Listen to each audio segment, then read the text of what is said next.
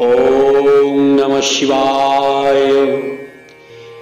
যে ব্যক্তি কাশীপতি শিবের মহিমা খ্যাত এই ৮টি শ্লোকের স্তব পাঠ করে বা শ্রবণ করে, সেই ব্যক্তি বিদ্যা, ধন, প্রতিপত্তি এবং অনন্ত কীর্তি লাভ করে এবং দেহত্যাগের পর মোক্ষ প্রাপ্ত হয়। যে ব্যক্তি শিবের সমীপে এই বিশ্বনাথাষ্টক পাঠ করে, সে শিবলোক প্রাপ্ত হয়ে শিবের সঙ্গে সানন্দে বাস করে। আসুন দর্শক বন্ধু, আমরা শুনে নিই সেই শিবাষ্টকম। শ্রী বিশ্বনাথাষ্টকম। গঙ্গাতরঙ্গরমণীয় জটাকলাপম গৌরী নিরন্তর বিভূষিত বামভাগম নারায়ণ প্রিয়মনঙ্গমদাপহারম वाराणसीपुरपतिं भज विश्वनाथं।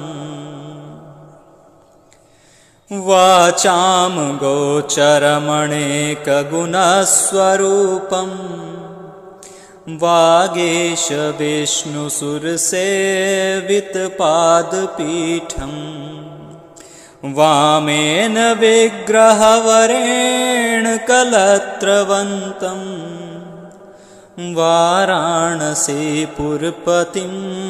भज विश्वनाथं। भूताधिपं भुजङ्गभूषणभूषिताङ्गं व्याघ्राजिनाम्बरधरं जटिलं त्रिनेत्रं पाशाङ्कुशाभयवरप्रदशूलपाणिं वाराणसीपुरपतिं भज विश्वनाथं।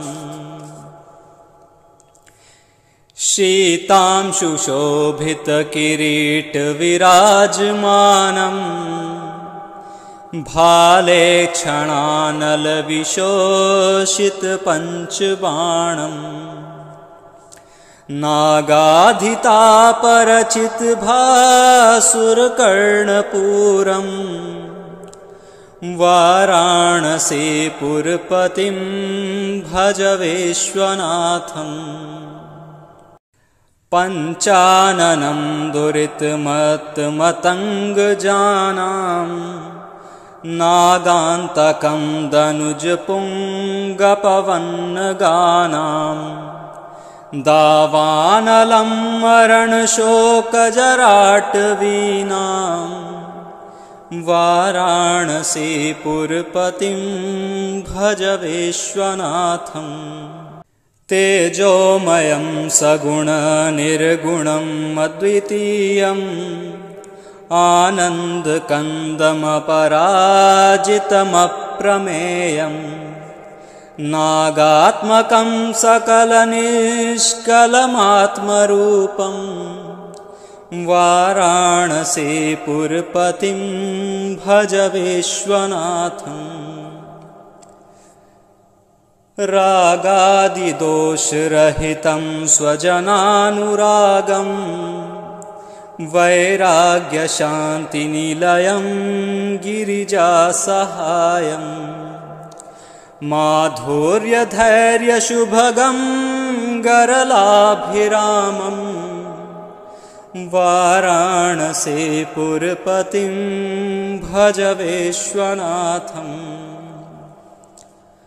आशां विहाय परिहृत्य परस्य निन्दां पापे रतिं च सुनिवार्य मनः समाधौ आदाय हृत्कमलमध्यगतं परेशं वाराणसीपुरपतिं भज विश्वनाथं। वाराणसीपुरपतेस्त्ववनं शिवस्य व्याख्यातमष्टकमिदं पठते मनुष्यः विद्यां श्रियं विपुलसौख्यमनन्तकीर्तिं सम्प्राप्य देहविलये लभते च मोक्षम्। विश्वनाथाष्टकमिदं यः पठेत् शिवसन्निधौ शिवलोकमवाप्नोति शिवेन सह मोदते। ओम श्री विश्वनाथाष्टकमेर बंगानुवाद।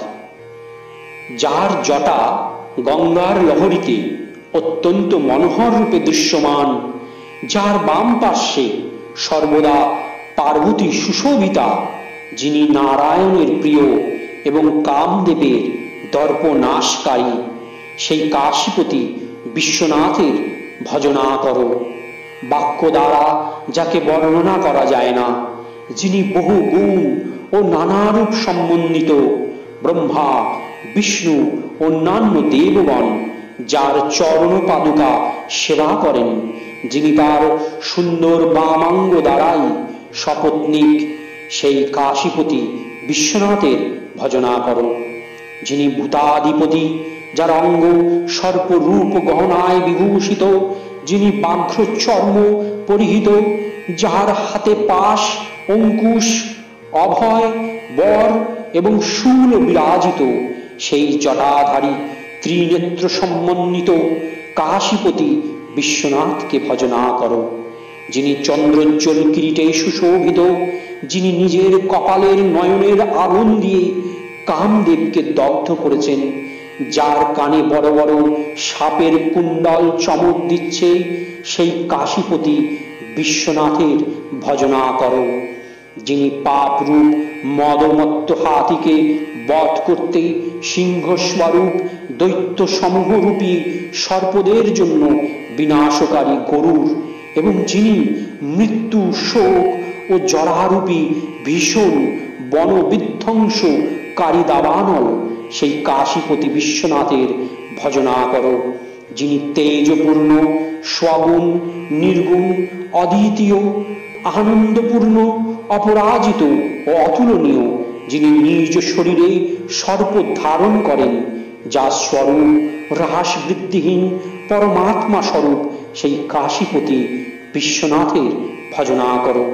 যিনি রাগাদি আসক্তি দোষ বর্জিত, ভক্তদের উপর কৃপা দৃষ্টি রাখেন, বৈরাগ্য ও শান্তির নিবাস, দেবী পার্বতী সর্বদাই যার সঙ্গে বিরাজ করেন, যিনি ধৈর্য ও মধুর স্বভাবের দ্বারা পরম সুন্দর, যার কণ্ঠ গরল চিহ্নে সুশোভিত, সেই কাশীপতি বিশ্বনাথের ভজনা করো।